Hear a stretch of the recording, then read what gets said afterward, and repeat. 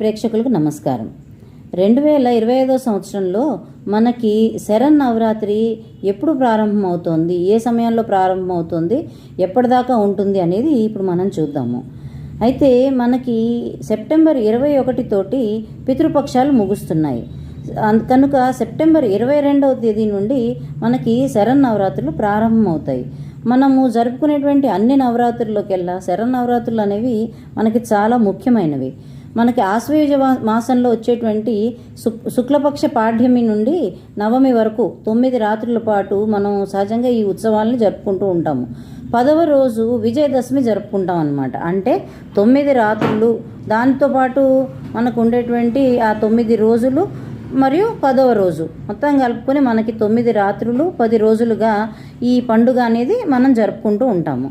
అయితే ఈసారి మనకి పంచమి తిథి 2 రోజులు వచ్చింది కనుక మనకి ఇది 10 రాత్రులు 11 రోజులుగా మనం ఈ పండుగని జరుపుకోబోతున్నాం అన్నమాట.